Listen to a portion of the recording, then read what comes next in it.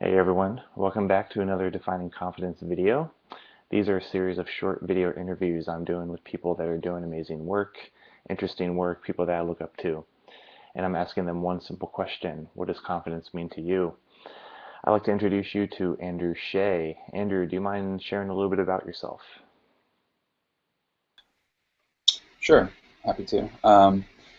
I live and work in New York City. I have a background in a lot of things, but work mostly as I would say probably 50% designer, 25% teacher at both Pratt and Parsons in the design departments there.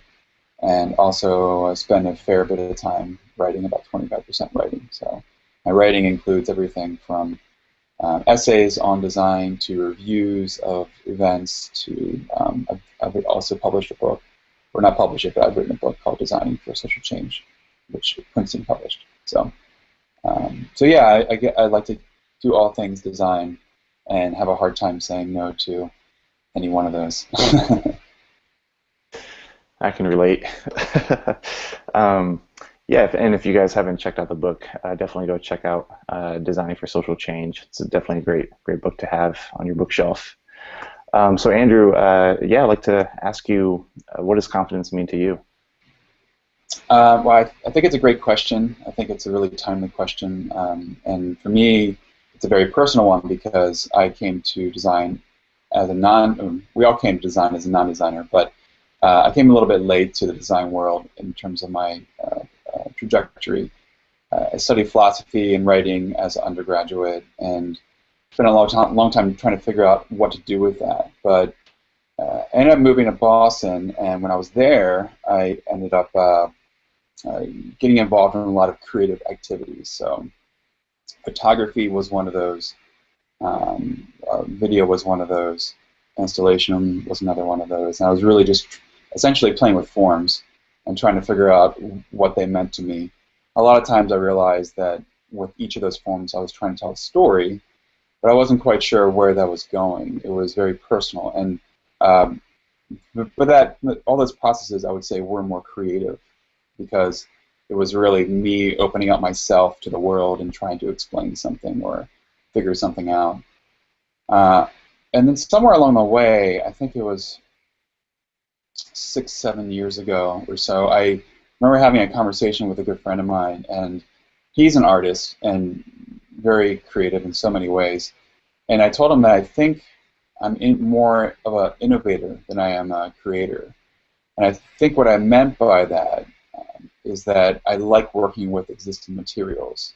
So materials that are content, materials that are form, but for me it almost felt like more of a sculptural process than in terms of like if there's one discipline that I was relating myself to. So the idea of having, I always think about the sculptures of Michelangelo, the stories I've always heard of Michelangelo having this huge piece of marble and just sort of chiseling away at that.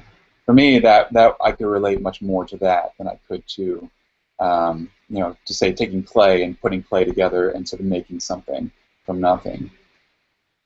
So I related more to the innovative aspect of that, and the way I saw it was like you're either starting from nothing or you're starting with something.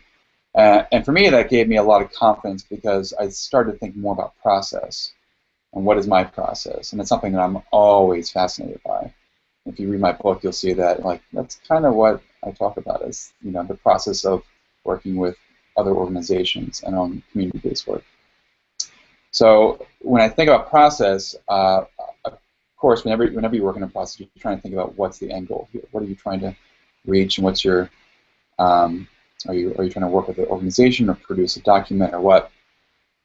But in thinking, concentrating on that, it's really gave me confidence because uh, I've learned to respond to my environment and to my own process in a way that helps me come to the results that I'm looking for. And essentially, it makes me patient. When I start a process, I usually have that normal freak out period where I'm like, I don't know if I can get this done. This website's not going to happen, or this talk that I'm putting together is I'm not nearly as ready for it as I think. But with every one of those, I just realized that if I put the time into the work, if I'm listening to whatever I'm trying to do in terms of the document or the content, it's usually me responding to it and in a sense sort of crafting it. And again, I think about that as a really innovative process. So I guess in the end, for me, creativity and confidence is about allowing yourself the time and allowing yourself to be responsive to the things around you, so that whether or not you think you can get there, if you have the time and you're willing to put in the effort and to really be thoughtful about what you're doing, and at that point you'll get to what you're looking for.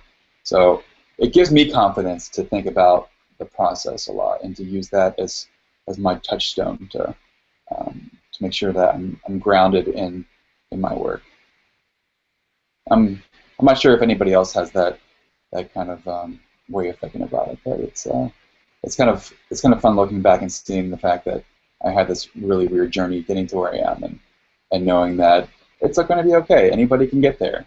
And as a tangent, I think that's one of the reasons why I think everybody has elements in what they do and has abilities in their own skill set to turn out things that are valuable and have value in the world. So whether or not you are a trained designer, eventually, if you put the time in, you can get there. Okay.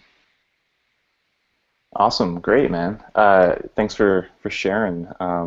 Yeah. Yeah, I can definitely agree with a lot of the comments. You know, I as well have had a very long and winding road getting to where I am now, and I continue to be on that long and winding road. And I think having personal experiences, you know, play into your creative process, your professional life, all that stuff. It's definitely something not to ignore.